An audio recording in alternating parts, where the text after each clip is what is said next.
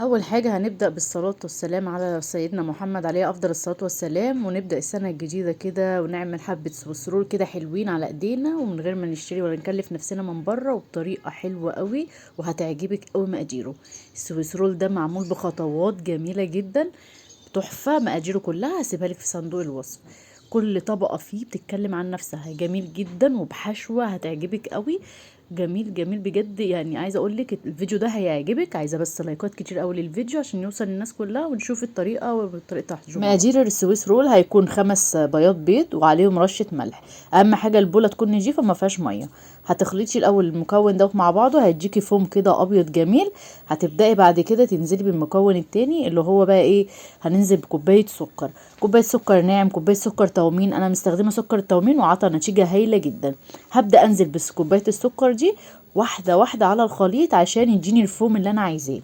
ده كده طريقه السويسرول اللي هتطلع معاكي بطريقه هشه واسفنجيه وتطلع معاكي حلوه. لازم تبدا بالخطوات دي عشان تطلع معاكي احلى سويسرول اللي هتعمليه. بس هنزل بقى بكل الكمية وهديهم خلط كويس جدا، وهديهم بقى رشة فانيليا واتأكد ان السكر داب تماما جوه الخليط. هبدأ انزل بخمس صفار البيض اللي انا كنت فاصلة البياض عن الصفار. هنزل بيهم وهديهم لفة كده في العجان، وهبدأ انزل بيهم في البولة. بصوا القوام جميل جدا وبجد هيطلع اسفنج وهايل. هبدأ انزل بقى بكوباية دقيق اكون نخلاها، بس هنزل بالدقيق حبة حبة، مش هنزل بيه كله عشان خاطر ما يهبطش معايا الكيكه بتاعتي. هنزل كده واحده واحده وهبدا اقلب كده بالسباتولا زي ما انتم شايفين، او بمضرب بيض كده يدوي واحده واحده. هاخد بقى خليط كده معلقتين او معلقه، لان هوريكم التكه الحلوه اللي فيه. ربع كوبايه لبن وربع كوبايه زيت. طبعا انا لو نزلت الزيت واللبن على الخليط مره واحده هيهبط معايا الكيكه، فانا بقى هاخده كده في بوله على جنب، وببدا كده اربه مع بعض وانزل بيه كده زي ما انتم شايفين واحده واحده. هقلبهم كده وامزج كل الخليط كده مع بعض واتاكد اللي هو بقى تمام معايا. هكون محضره صينيه اللي هي بتاعه الفرن مقاس 30. المقادير دي بتاخد معاكي صينيه مقاس 30. بس هحط فيها ورق زبده واكون دهناه طبعا، وهنزل بقى بقيه المكونات كده اللي انا عملتها كلها. وهكون مسخنه الفرن على درجه حراره 180. هسيبه 20 دقيقه في الفرن بالظبط، ما تزوديش عن كده عشان الكيكه بتاعتك ما تتلدعش معاكي من تحت وتتحرق معاكي من الجناب. 20 دقيقه وتطلعيه من الفرن، هيطلع معاكي احلى سروسرول جميل جدا زي ما انت شايفه. بصوا بقى طري جدا، انا مطلعاه سخن هنا وبوريه لكم.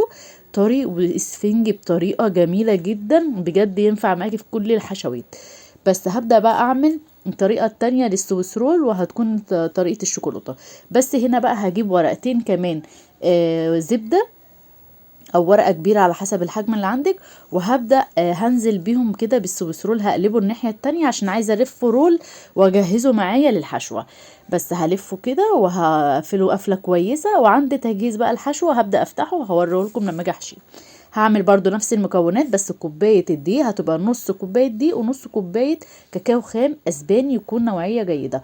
وبرضو نفس الخطوات هي ما فيهاش اي حاجة، وهدخله الفرن وبرضو 20 دقيقة وهيطلع معايا سفنج وطري بنفس الطريقة.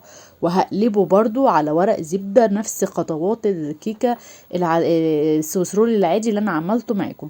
هقلبه وهبدأ برضو ألفه رول، وهبدأ بقى هشوف بقى هحشي الشوكولاتة ايه وهحشي الفانيليا ايه، وهوريه لكم في الخطوات اللي بعد كده. بجد هايل. عايزاكم تجربوه بنفس المكونات وبنفس الطريقة، لان بجد هيطلع معاكم احلى سويس رول. جهزت كده المقدارين هشيلهم على جنب لتجهيز الحشو. لتجهيز الحشوة هجيب معايا بقى معلقتين كبار من المربى، اي نوع مربى، وهحط عليهم ربع كوباية حليب وهقلبهم عشان ده انا عايزة اسقي بيه السويس رول بتاعي. السويس رول بتاعي وانا بسقيه هسقيه كله لغاية لما يتشرب معايا عشان يبقى طري معايا وانا ايه بقطعه في التقديم.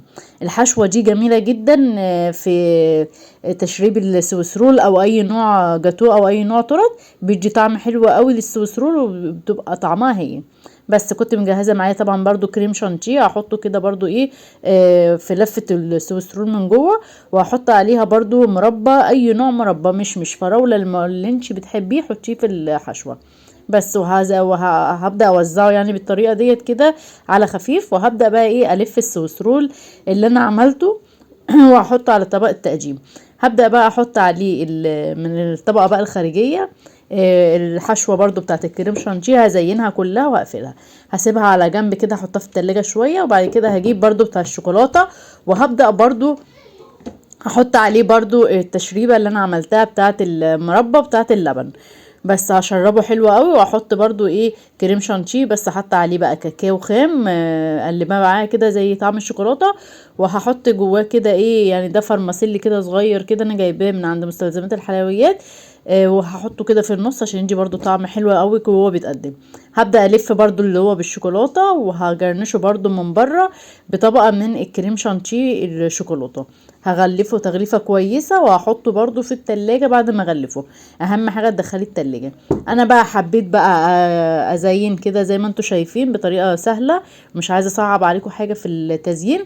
جبت شوكه وحبيت اعملها كده زي الزجزاج كده بسيط، وجبت ايه, إيه كريز احمر، او في كريز اخضر برضو بيبقى موجود عند مستلزمات الحلويات، اي حاجه هتحطيه. جبت برضو شوكولاته مسيحاها مع حبه لبن كده صغيرين، وبرضو حبيت اعملها ايه زي جناش شوكولاته، وهحطهم كده على الوش. وبرضو هزين برضو بالفرماسيل الصغير وكور الشوكولاته الكبيره، اللي برضو انا جايبه كور برضو شوكولاته بس بيضه، في منها اللون اللي هو البني الشوكولاته عند مستلزمات الحلويات. اللي يعجبك واللي بتحبيه اعمليه وجرنشيه. اسهل طريقه هتزيني بيها الشوكولاتات وتزيني بيها كل حاجه في السويس رول. التقديمه دي انا حبيت اعملها لكم عشان راس السنه، وتزينوا بيها كده بنفس الطريقه. برضو كده جبت كده معلقه من كريم شانتيه كده سايل